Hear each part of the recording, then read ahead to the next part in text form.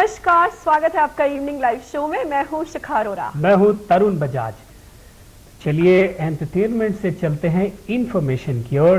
जैसा कि जिक्र किया था कि हम महात्मा बुद्ध के संदेशों के आज कितने सार्थक हैं, इसी के बारे में हम बात कर रहे हैं। हमारे साथ हैं सामाजिक विचारक और चिंतक। उन्होंने भगवान बुद्ध के ऊपर 4 किताबें भी लिखी हैं, उनके संदेशों को लेकर।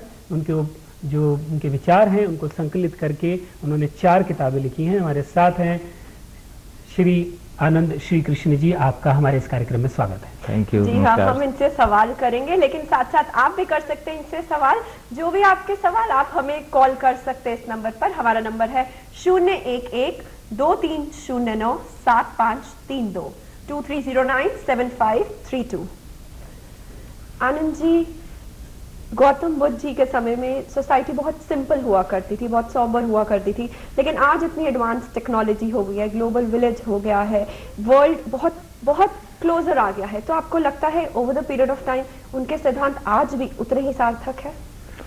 शिखा जी, जो भगवान बुद्ध का जो कंसर्न था, जो उनकी जो सोच थी, ये था कि आदमी को, इंसान को कैसे सुखी बनाया जाए। आदमी परेशान है, व्याकुल है, दुखी है। कोई किसी वजह से दुखी है, कोई किसी वजह से दुखी है।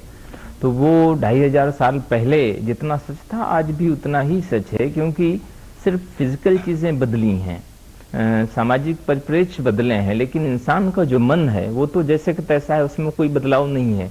वो 2500 साल पहले जैसे इंसान का मन था आज भी वैसे कि वैसा है और आगे भी रहेगा। तो भगवान बुद्ध की प्रासंगिकता जब तक कि दुनिया में इंसान है, जब तक कि जीवन है, तो आप देखिए जो समस्याएं तब थी, गरीबी अमीरी तभी भी थी, अभी भी है। तभी भी एक मेल फीमेल का, एक महिला पुरुष के बीच में जो थोड़ा कई बार ये प्रॉब्लम्स होती हैं वो थी। 2 देशों के बीच में तभी भी ताकतवर देश थे, छोटे देश थे, उनके बीच में संघर्ष होता था, आज भी है। तो भगवान बुद्ध की सारी शिक्षाओं का जो सारांश है वो ये है कि कैसे आदमी को उसके दिन प्रतिदिन में रहते हुए उसको सुख में बनाया जाए, उसको शांत में बनाया जाए, और कैसे एक बेहतर समाज का निर्माण किया जाए जहाँ पे सबको आगे बढ़ने का मौका मिले, सबको अच्छा से अच्छा करने का मौका मिले, और सब लोग शांति के साथ, परस्पर सौहार्द और प्रेम के साथ एक दूसरे के साथ रह सकें। कैसे लोगों के बीच का संघर्ष खत्म किया जा सके, ये भगवान बुद्ध का कंसर्न था। तो ये 2500 साल पहले भी सही था, आज भी सही है और आगे भी सही रहेगा। इसी वजह से उनकी शिक्षाओं को कहते हैं यस धम्मो सनातनो, this is the eternal law. आपने ठीक कहा कि पहले हर व्यक्ति किसी न किसी समस्या से परेशान था, वो तो आज भी है और आगे भी रहेगा। आगे भी रहेगा, क्योंकि जब तक इंसान है तो समस्याएं रहेंगी और परेशान भी रहेगा। वो अलग है कि समस्याओं का रूप बदला जाएगा। ठीक बात है। समाज, भावनात्मक स्तर पर, शारीरिक, मानसिक, ये सब समस्याएं लगी रहेंगी। ठीक बात। अभी हम उनके अगर थोड़ा सा जो उनके संदेश थे उसके बारे में हम लोग नजर डालें तो मुख्यतः धम्मसार और धम्मचर्या का उन्होंने जिक्र किया। ठीक बात। उसके बारे में थोड़ा सा बताएं। जो धम्मसार है, भगवान बुद्ध कहते हैं कि जीवन में दुख है, कि हर बच्चा रोते रोते जन्म लेता है, जब बड़ा होता है तो बीमार पड़ता है, जबकि कोई बीमार होना नहीं चाहता। फिर देखते देखते बुढ़ापा आ जाता है, जवानी कहाँ बीत जाती पता ही नहीं चलता। एक दिन हमें लगता है अरे तो बूढ़े हो गए। कोई आदमी बूढ़ा नहीं होना चाहता, सफेद बाल देख के रोता है, लेकिन फिर भी सच तो सच है। और इसी तरीके से कोई मरना नहीं चाहता, लेकिन मौत तो एक अवश्यंभावी चीज है। तो जीवन में दुख है, और यही दुख नहीं है, दुख और भी है कि हम नहीं चाहते हैं कि जो लोग हमें अप्रिय लगते हैं, चाहे कई लोगों को बास अप्रिय लगता है, कई लोगों को पड़ोसी अप्रिय लगता है, कई लोगों को दूसरे धर्म के लोग अप्रिय लगते हैं, फिर भी रहना तो उनके साथ ही में है। इसी तरीके से जो चीजें हमें प्रिय लगती हैं उनसे बिछड़ा हुआ जाता है। जो हमें जगह बहुत अच्छी लगती है वो छोड़नी पड़ती है, जो रिश्तेदार हमें बहुत अच्छे लगते हैं, कभी न कभी माँ बाप से भी बिछड़ाव होता है, क्योंकि हम नहीं अलग होना चाहते तो मौत अलग कर देती है। तो उसको संक्षेप में भगवान बुद्ध कहते थे कि जाति पि दुखम, मरणम पि दुखम, व्याधि पि दुखम, जरा पि दुखम, पिये ही अपयोगो दुखा, अपिये ही संपयोगो दुखा, संखितेन पंच उपादान कंधा दुखा। जो 5 उपादान है इनसे चिपकाओ, इनसे लगाओ दुख है, और फिर उस दुख को कैसे उससे छुटकारा पाया जाए उसके बारे में वो एक जो आर्य अष्टांगिक मार्ग भगवान बुद्ध ने बताया कि ये सम्यक दृष्टि है, ये सम्यक समाधि है, सम्यक आजीविका है, सम्यक व्यायाम है, सम्यक वचन है, सम्यक कर्म है, कि कोई भी ऐसा कर्म मत करिए, कोई भी ऐसी बात मत बोलिए, कोई भी ऐसी चीज मत करिए जिससे आप व्याकुल हों और दूसरे लोग व्याकुल हों। इस तरीके इसलिए जो पंचशील बनाया कि जो 5 शिक्षाएं दी कि मैं झूठ नहीं बोलूंगा, हिंसा नहीं करूंगा, व्यभिचार नहीं करूंगा, चोरी नहीं करूंगा, मादक द्रव्यों का सेवन नहीं करूंगा। क्यों? इस वजह से कि ये कोई भी चीज, आदमी चोरी तब तक नहीं करेगा जब तक अपने अंदर लालच नहीं जगाए, व्यभिचार तब तक नहीं करेगा जब तक अपने अंदर जो लस्ट नहीं जगाए, इसी तरीके से तब तक हिंसा नहीं करेगा जब तक अपने अंदर क्रोध नहीं जगाए, तब तक झूठ नहीं बोलेगा जब तक अपने अंदर ईर्ष्या नहीं जगाए। और कितना भी आदमी कैसा भी बलवान क्यों न, अगर वो नशा पान करेगा तो स्नायु तंत्र को इफेक्ट जरूर करेगा। ये तब 2500 साल पहले भी सही था, आज भी सही, आगे भी रहेगा। तो ये पंचशील की शिक्षा दी, ये किसी पर्टिकुलर धर्म को मानने वाले हों या किसी मत के मानने वाले हों, सब पे लागू होता है। जो भी आदमी गुस्सा करेगा व्याकुल होगा, वो किसी भी धर्म का, किसी भी देश का, किसी भी जाति का हो। जो आदमी चुगली करेगा व्याकुल होगा, जो आदमी चोरी करेगा व्याकुल होगा। तो उससे बाहर आने के लिए फिर भगवान बुद्ध ने पंचशील की शिक्षा के अलावा ये बताया कि कैसे आप एक अच्छे पड़ोसी बने, कि जैसे कोई आदमी, दुनिया में कोई भी जीव मरना नहीं चाहता, कोई आपको मारना चाहे तो आपको दुख होता है, जैसे आप दुखी होते हैं वैसे दूसरे को भी सोचिए। इसी तरीके से आपके हाथ में पेन हो या कोई भी चीज हो, कीमती चीजों की बात मैं नहीं करता, आप पेन भी अगर आपकी इच्छा के बगैर कोई चोरी करता है आपको दुख होता है, जैसे आपको दुख होता है वैसे दूसरे को दुख होता है।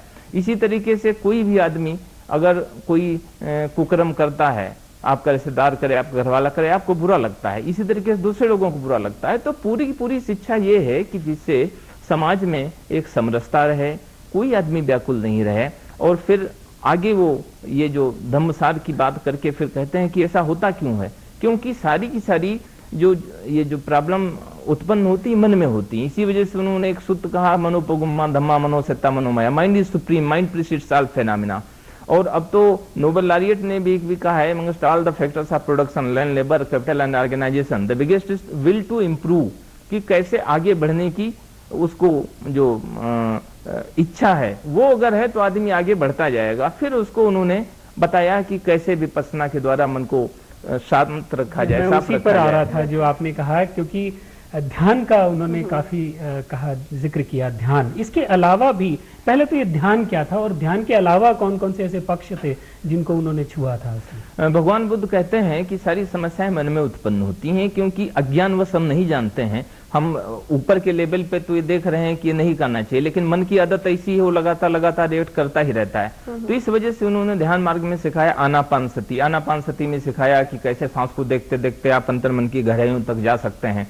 और जब मन एकाग्रत होने लगता है, कंसंट्रेट होने लगता है, तो फिर विपश्यना साधना जो सिखाई उन्होंने, जो इगतपुरी में उसका हेडक्वार्टर है, आचार्य गोयनका जी के देख रेख में सैकड़ों सेंटर अनेकों देशों में चल रहे हैं। वो 10 दिन का वो कोर्स भी होता है, अगर आप उसके अंदर जाएं तो मन की अंतर मन की गहराइयों में जब हम उतरते चले जाते हैं तो पता लगता है कि अंदर ही अंदर हम सोते हैं तो भी अंतर्मन तो लगातार राग द्वेष जगाए जा रहा है, राग द्वेष जगाए जा रहा है। तो सारी की सारी जो हम दुनिया में समस्याएं देख रहे हैं, चाहे मारपीट की घटनाएं हों, चाहे और जो घटनाएं हैं, वो सबका उनका जो केंद्र है वो मन में है। तो भगवान बुद्ध ने कहा कि मन को सबसे पहले प्यूरिफाई करना पड़ेगा। ये तो सभी धर्म सिखाते हैं कि चोरी नहीं करो, हिंसा नहीं करो, झूठ नहीं बोलो, लेकिन कैसे उसका जो प्रैक्टिकल एस्पेक्ट है वो भगवान बुद्ध ने विपश्यना द्वारा कर दिखाया। और उसका जो रिजल्ट आता है सबके सामने, जो लोग शांत होते हैं। बिल्कुल, मन के साथ साथ उन्होंने कर्मों पर भी बहुत जोर दिया है। लेकिन जैसा कहते हैं कि जैसा बोओगे वैसा पाओगे, क्या आज के समय में कर्म उतने ही उपयोगी है? बिल्कुल, आज भी हैं और आगे भी रहेंगे, क्योंकि वो कहते हैं ना कि जैसा बोओगे वैसा काटोगे। भगवान बुद्ध कहते हैं कि जैसा सोचोगे वैसा बन जाओगे, इसलिए वैसा सोचो जैसा बनना है। एक चलते चलते और बताएं, क्योंकि शिखा जिक्र भी कर रही थी जब हम लोग आपसे बातचीत करने के लिए थे बैठे हुए, तो ये कि सब महिला सशक्तिकरण के ऊपर ये कहते हैं कि पायनियर रहे हैं भगवान बुद्ध। बिल्कुल, वो थोड़ा सा बताएं। क्योंकि विमेन एम्पावरमेंट का ही ये एरा है, तो क्या उन्होंने उसमें क्या किया कुछ खास? भगवान बुद्ध ने जो एक क्रांति लाई महिला सशक्तिकरण के मामले में, इसी वजह से कई लेखक उनको बुद्धा द फेमिनिस्ट भी कहते हैं, क्योंकि भगवान बुद्ध ने पूरे मानव इतिहास में वो पहले व्यक्ति थे जिन्होंने भिक्षुणी संघ की स्थापना करी, जिसमें कि महिलाओं को भी बराबर का हक दिया और उनको भी जो मॉन्क बनने का एक अधिकार दिया, जो तब तक किसी भी सोसाइटी में, किसी भी सेक्ट में, किसी भी धर्म में उपलब्ध नहीं था। उन्होंने कहा कि महिलाएं भी उतनी ही पवित्र हैं, उतना ही कैपेबल हैं जितना कि आदमी है। वो भी अरहत पद तक पहुंच सकती हैं, वो भी राग द्वेष से मुक्त होकर मोक्ष को प्राप्त कर सकती हैं, जो तब तक ये माना नहीं जा रहा था। और उन्होंने फिर कहा कि दोनों गृहस्थ में जो शुक्लवाद में सूत्र में वो कहते हैं, राजा प्रसेनजीत को भी समझाते हैं कि महिलाएं किसी भी मामले में पुरुषों से कम नहीं है, दोनों गृहस्थी के बराबर के पहिए हैं, दोनों एक दूसरे के कंप्लीमेंट्री हैं। कोई किसी भी मामले में महिला पुरुष से कम नहीं है, महिलाओं को भी वही अधिकार हैं जो पुरुष को हैं। बिल्कुल, महिलाएं बिल्कुल भी किसी भी फील्ड में, किसी भी क्षेत्र में पुरुषों से कम नहीं है। बहुत बहुत धन्यवाद। समय बहुत कम है, ढेर सारी बातें आपके साथ करनी थी, लेकिन समय बहुत कम है। धन्यवाद, आप आए उसके लिए बहुत बहुत धन्यवाद। ये जो आप किताब का जिक्र कर रहे थे, वो ये किताब है, मैं आपको दिखाना चाहता था। उसका नाम भगवान बुद्धम सार्वधर्मचर्य। आप चाहें तो इसको पढ़ सकती हैं। बहुत बहुत धन्यवाद। आपने बहुत ही महत्वपूर्ण जानकारी दी है कि महात्मा गांधी की जो भगवान बुद्ध के जो संदेश हैं वो आज भी उतने ही सार्थक है जितने कि 2500 पहले, और आगे भी रहेंगे। आगे भी रहेंगे। बिल्कुल, बहुत बहुत धन्यवाद एक बार फिर से। Thank you. आज बस इतना ही, लेकिन देखते रहिए सोमवार से शुक्रवार इवनिंग लाइव शो शाम 5 से 6 बजे। फिलहाल तरुण बजाज और शिखा को दीजिए इजाजत। नमस्कार। नमस्कार।